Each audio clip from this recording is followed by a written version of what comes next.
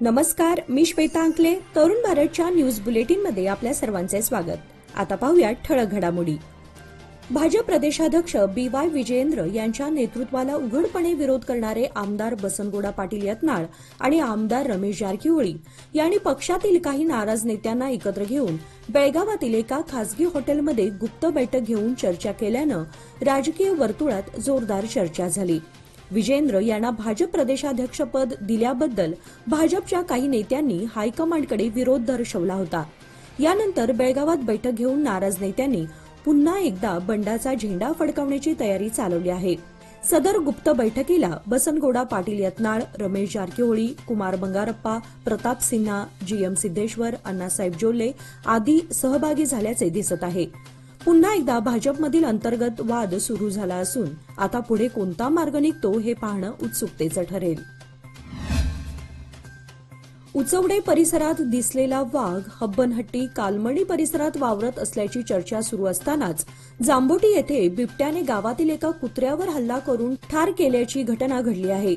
त्या परिसरात बिबट्याच्या पायाचे ठसे उमटले असून जांबोटी ग्रामपंचायतमध्ये असलेल्या CCTVमध्ये त्याची छबी कैद झाली आहे. शनिवारी रात्री संभाजी साडेकर यांच्या कुत्र्यावर हल्ला केल्यानंतर बिबट्याने गावभर असलेल्या सर्व कुत्र्यांची पाठ घेतली. शेवटी बॅटरीचा प्रकाश बिबट्यावर पडल्यामुळे तिथून बिबट्या पसार झाला. मात्र परिसरात भीतीचं वातावरण पसरलं आहे. बेळगाव जिल्हा न्यायालयामध्ये 9 सप्टेंबर रोजी राष्ट्रीय लोक अदालतीचे आयोजन करण्यात आले आहे. या लोक अदालतीमध्ये प्रलंबित असलेले फौजदारी गुन्हा, चेक बाउन्सचे गुन्हा, मोटार वाहन अपघात नुकसान भरपाई, स्थानिक संस्थांशी संबंधित गुन्हा, विवाह किंवा देखभाल गुन्हा, मालमत्तांचे विभाजन, इतर दिवाणी खटले आणि कामगार नुकसान भरपाईसह आदी प्रकरण निकाली काढता येणार आहे. बँक, पाणी आणि वीज यांच्याशी संबंधित प्री लिटिगेशन प्रकरणे निकाली काढण्याची संधी आहे.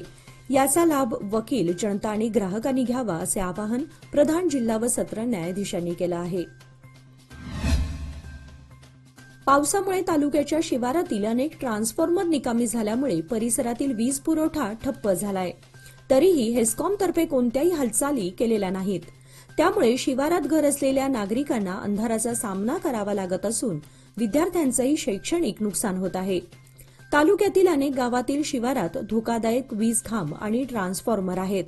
त्यामुळे उन्हाळ्यात दुरुस्तीचे काम हाती घ्यावे अशी मागणी सातत्याने शेतकऱ्यांकडून हेस्कॉमकडे केली जाते.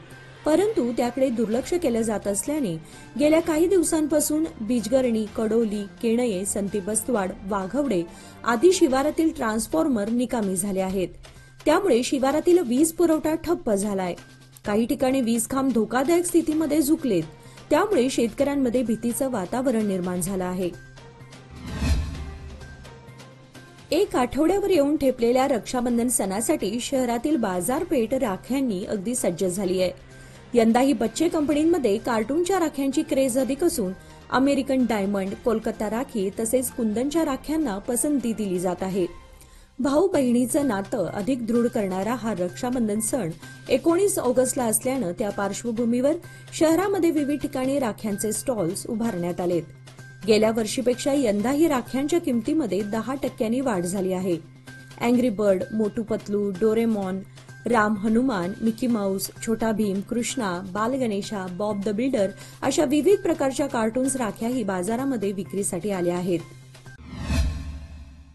कमी कालावधीत आकर्षक परतावा लोकमान्य सोसायटी सादर करीत आहे अनमोल आर्थिक ठेव योजना, जी देते तुमच्या गुंतवणुकीवर 10% परतावा, तेही फक्त 13 महिन्यांमध्ये. अधिक माहितीसाठी कॉल करा 1800-212-4050. योजना फक्त सभासदांकरता. नियम वाटी लागू. लोकमान्य, जिथे पैसा वाढतो आणि नातं वृद्धिंगत होतं. बेळगाव विमानतळाच्या विस्तारीकरणाचं काम सुरू आहे. विमानतळाच्या नव्या टर्मिनल बिल्डिंगच्या बांधकामाबाबत चर्चा करण्यासोबतच बेळगाव विमानतळाला आंतरराष्ट्रीय विमानतळ करण्यासाठी प्रयत्न करावेत अशी मागणी प्रवासी वर्गातून होत आहे. नुकतीच विमानतळावरील समस्यांबाबत बैठकीमध्ये सविस्तर चर्चा झाली. यावेळी विविध विषयांवर अधिकारी तसेच विमानतळ कर्मचाऱ्यांनी माहिती दिली. बेळगावातील विमानतळ आंतरराष्ट्रीय दर्जाचे व्हावे यासाठी सरकारी पातळीवर प्रयत्न सुरू असले तरी विमानतळ विस्तारीकरणाचा प्रस्ताव सावकाश गतीने आहे.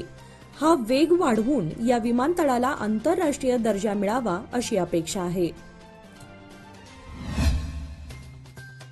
भीमगड अभयारण्यात राहणाऱ्या खानापूर तालुक्यातील तळेवाडी ग्रामस्थांच्या स्थलांतराबाबत जिल्हाधिकारी मोहम्मद रोशन यांनी ग्रामस्थांची बैठक घेतली. भीमगड निसर्ग शिबिर परिसरामध्ये अधिकारी आणि ग्रामस्थांची बैठक झाली. यावेळी बोलताना जिल्हाधिकारी मोहम्मद रोशन यांनी अभयारण्य सोडू इच्छिणाऱ्या कुटुंबांचे शासनाच्या मार्गदर्शक सूचनांनुसार पुनर्वसन करण्यात येईल असे आश्वासन दिले. अभयारण्यात राहणाऱ्या लोकांसाठी रस्ता, पाणी, वीज आणि इतर पायाभूत सुविधा उपलब्ध करून देणे शक्य नाही. त्यामुळे तळेवाडी गावातील लोकांनी स्वेच्छेने स्थलांतर करण्यास सहमती दिल्यास तातडीने सर्व प्रकारची मदत केली जाईल असे जिल्हाधिकारी म्हणाले. यावेळी उपस्थित ग्रामस्थांनी सर्व कुटुंबांना पर्यायी जागा व घर उपलब्ध करून द्यावे अशी विनंती केली आहे. पॅरिस ऑलिम्पिक 2024 ची आज रविवारी सांगता होत आहे. या ऑलिम्पिकमध्ये भारताची कामगिरी अपेक्षेप्रमाणे झाली नाही. कुस्तीमध्ये भारताला यंदाचे पहिले पदक मिळाले, ज्यामध्ये अमन सेहरावतने कांस्य पदक जिंकले. या ऑलिम्पिकमधील भारताचे हे 6वे पदक होते. यामुळे पदक तालिकेमध्ये भारताच्या स्थितीत कोणतीही लक्षणीय सुधारणा झालेली नाही. पदक तालिकेमध्ये भारत 71व्या स्थानी राहिलाय. ऑलिम्पिक 2024 मध्ये वेगवेगळ्या नेमबाजी स्पर्धांमध्ये 3 कांस्य पदके जिंकण्यात भारताला यश आलं असताना भारतीय हॉकी संघानंही कांस्य पदक जिंकलं. त्यानंतर भालाफेकच्या अंतिम फेरीत नीरज चोप्राने रौप्य पदक जिंकले आहे. कुस्तीमधील 57 किलो फ्री स्टाईल स्पर्धेमध्ये अमन सेहरावतने आणखी एक कांस्य पदक मिळवून दिले. यानंतर भारताकडे एकूण 6 कांस्य पदके झाली आहेत. महाराष्ट्र एकीकरण युवा समिती बेळगाव यांच्या शैक्षणिक उपक्रमांतर्गत खानापूर तालुक्यातील जांबोटी, बैलूर व कणकुंभी भागातील सरकारी मराठी शाळांमध्ये शैक्षणिक साहित्याचे वितरण करण्यात आले. कार्यक्रमाच्या अध्यक्षस्थानी खानापूर मये समितीचे सरचिटणीस आबासाहेब दळवी हे होते. युवा समिती अध्यक्ष अंकुश केसरकर यांनी युवा समितीच्या उपक्रमाविषयी उपस्थित सर्व शिक्षकांना माहिती दिली. मातृभाषेतून शिक्षण ही काळाची गरज असून सीमा भागातील मराठी भाषा टिकवायची असेल तर मराठी शाळा या जगवल्या पाहिजेत असे त्यांनी सांगितले. यावेळी मुख्याध्यापक तथा सहशिक्षक उपस्थित होते. बेळगाव तालुका भात शेतीचे कोठार म्हणून प्रसिद्ध आहे. पावसाने विश्रांती घेतल्यानंतर शेतकऱ्यांनी केलेल्या भात लागवडीमुळे भात पीक तरारू लागलंय. तालुक्यामध्ये भात लागवड अंतिम टप्प्यात आली असून मागील 10-12 दिवसांपूर्वी जोरात पाऊस पडत होता. आता पावसाची उघडीप झाली असल्यामुळे आणि ऊन पडत असल्यामुळे भात पीक वाढीस पोषक वातावरण निर्माण झालं आहे. यामुळे लागवड झालेले भात पीक तरारले आहे. परंतु ही उघडीप जास्त दिवस राहणे उपयोगाचे नसून आता पुन्हा पावसास सुरुवात होणे गरजेचे आहे. अशीच उघडीप राहिली तर भात शेती संकटात येण्याची शक्यता आहे. कारण बेळगाव ग्रामीण भागामध्ये अजून काही ठिकाणी लावणीचं काम राहिलं आहे. लावणीसाठी चिखल करण्यासाठी पाण्याची कमतरता भासणार आहे. उज्ज्वल भविष्याच्या गुंतवणुकीची सुरुवात लोकमान्य सोसायटी सादर करीत आहे. मान्सून ठेव योजना, जी देते तुमच्या गुंतवणुकीवर 10.25% परतावा, तेही फक्त 500 दिवसांमध्ये. अधिक माहितीसाठी कॉल करा 1800-212-4050. योजना फक्त सभासदांकरता. नियम वाटी लागू. लोकमान्य, जिथे पैसा वाढतो आणि नातं वृद्धिंगत होतं. 3 महिन्यांपासून पश्चिम भागातील शेतकऱ्यांचे जगणे नकोसे केलेल्या टस्कराला आवर घालणं शक्य झालेलं नसताना आता नागरगाळी परिसरामध्ये 3 हत्तींच्या कळपाने भात आणि ऊसाचा फडशा पाडल्याने शेतकरी हतबल झालाय. रोप लागवडीची कामे आटपून निर्धास्त झालेल्या शेतकऱ्यांची या संकटामुळे झोप उडाली आहे. मे महिन्यापासून निलावडे, नेरसा भागामध्ये एका टस्कर हत्तीने धुमाकूळ घालून धान्य आणि बागायती पिकांचं अतोनात नुकसान केले. या एकूणच पार्श्वभूमीवर शेती, बागायती आणि शेतकऱ्यांचे संरक्षण आणि वन्य प्राण्यांचे संवर्धन यात सुवर्ण मध्य निघण्याची आवश्यकता आहे. शिवसेना उद्धव बाळासाहेब ठाकरे गटाचे उपनेते नितीन बानुगडे पाटील हे येत्या बुधवार दिनांक 14 ऑगस्ट रोजी बेळगाव भेटीवर येत आहेत. या दिवशी रात्री 8 वाजता श्रीराम सेना हिंदुस्थान बेळगावतर्फे आयोजित अखंड हिंदुस्थान संकल्प दिन सोहळ्यास ते प्रमुख वक्ते म्हणून उपस्थित राहणार आहेत. श्रीराम सेना हिंदुस्थानतर्फे 14 ऑगस्ट रोजी शहरातील टिळक चौक येथे अखंड हिंदुस्थान संकल्प दिन साजरा केला जाणार आहे. चलो टिळक चौक अशी हाक दिल्यामुळे बानुगडे पाटील यांचे विचार ऐकण्यासाठी मराठी भाषिकांसह देशप्रेमी नागरिकांनी बहुसंख्येने उपस्थित राहावे असे आवाहन श्रीराम सेना हिंदुस्थानचे राष्ट्रीय अध्यक्ष रमाकांत कोंडुस्कर यांनी केलं आहे. सालाबाद प्रमाणे याही वर्षी येळूर गावचे ग्रामदैवत श्री चांगळेश्वरी देवीचा अभिषेक सोहळा मंगळवार दिनांक 13 रोजी सकाळी 8 वाजता करण्यात येणार आहे. सलग 21 वर्षे हा सोहळा साजरा होत असून या दिवशी सुहासिनी महिलांनी गावातील मारुती मंदिर, कालिका मातेचे मंदिर, गणपती मंदिरमधील देवतांना पाणी घालून अभिषेक केल्यानंतर चांगळेश्वरी देवीच्या अभिषेकाला सुरुवात केली जाणार असल्याचे चांगळेश्वरी अभिषेक मंडळ व चांगळेश्वरी युवक मंडळाच्या कार्यकर्त्यांनी सांगितले. या दिवशी वार पाळणूक करून शेती कामांना सुट्टी दिली जाते. तरी या सोहळ्यामध्ये भाविकांनी सहभागी होऊन तीर्थप्रसादाचा लाभ घ्यावा असे मंडळाच्या वतीने आवाहन करण्यात आले आहे. निपाणी शहर व परिसरातील ग्रामीण भागामध्ये गेल्या महिनाभरात मोठा पाऊस झाला आहे. या पावसामुळे शेती पिकांचे नुकसान झाले आहे. नदीकाठ परिसरातील शेती पिके पाण्याखाली गेली आहेत.